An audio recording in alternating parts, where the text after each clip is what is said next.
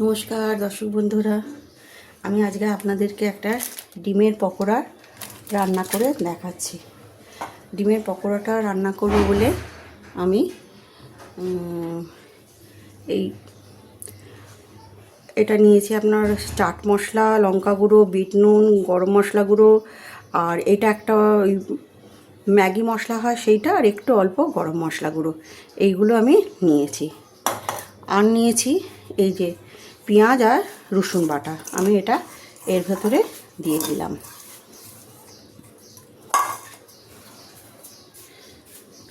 ঠিক আছে, আচ্ছা, এইবারে আমি ওর ভেতরে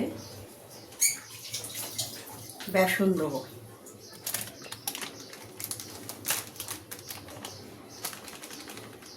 বেসনটা বুঝে দেবেন, যেরকম পেঁয়াজ অনুসারে সেরকম দেবো বেসন।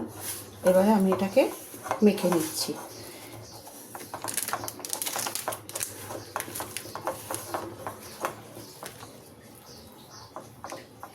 বেসন, ঘন বেসন, চানা বেসন। আচ্ছা, ডোকরা দিয়েছে। আচ্ছা,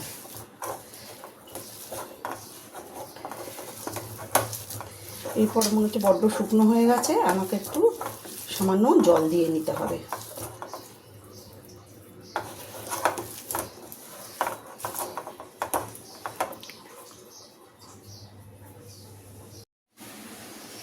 দর্শক বন্ধুরা, আমি তেল বসিয়ে দিয়েছি, দেখুন তেলটা অল্পই দিয়েছি। আমি অল্প অল্প করে ভাজবো বলে অল্প দিয়ে আমি একটা আধা করে দেখি, একটা আপনাদের দেখাচ্ছি। আমি এই পেঁয়াজের আর বেসনের যে মিশ্রণটা, সেটা আমি এটা এরকমভাবে ডুবিয়ে এরকম নিয়ে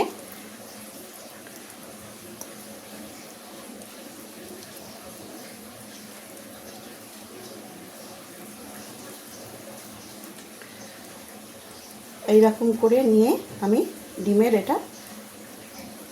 এই পকোড়াটা আমি ছেড়ে দিচ্ছি। এবার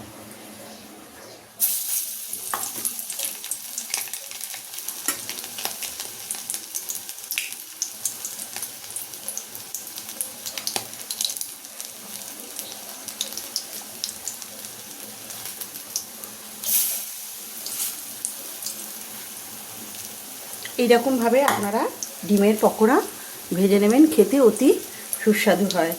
দুরকম মশলা দিয়েছি, নুন দিয়েছি, বিট নুন দিয়েছি, চাট মশলা দিয়েছি, আর কাঁচা লঙ্কা দিয়েছি। পেঁয়াজটাকে কুচিয়ে নিয়েছি, বেসন দিয়ে মেখেছি, মেখে এটা করতে হচ্ছে। এবার এপিট উপিট করে ভাজা হলেই হয়ে যাবে, কারণ পেঁয়াজটা আমার ম্যাশড করা আছে, অসুবিধা নেই। এবার একটু হাই করে দিলাম আমি পেঁয়াজটা, এই সরি গ্যাসটা একটু হাই করে দিলাম। এই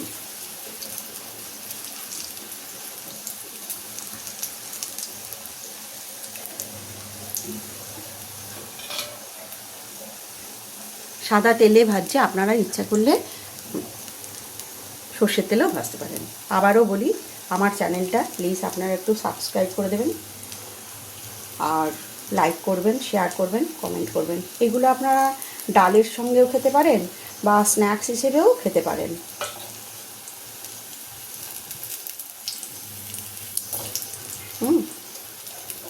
এবার কমিয়ে দিলাম আমি। আবার একটু বেশি তেলে ভাজলে ভাজাটা ভালো হয়, তা আমি কম তেলে ভাজছি। আপনারা ইচ্ছা করলে একটু বেশি ডুবো তেলেও ভাজতে পারেন। এই আমি ভাজাটা দেখিয়ে দিলাম। আমি দুটো ডিম নিয়েছিলাম, ডিমগুলোকে এরকম চাকা চাকা করে কেটে নিয়েছিলাম, একটা ডিমকে 3 টুকরো করে নিয়েছিলাম। নিয়ে এইবারে ওই পেঁয়াজের মিশ্রণটায় ডুবিয়ে ভাজলাম। বেশ কমিয়েই ভাজবেন, কারণ পেঁয়াজটা না হলে অল্প এতেই ভেজে মানে খুঁড়ে যাবে বা পুড়ে যাবে। এই আমার হয়ে গেল ডিমের পকোড়া।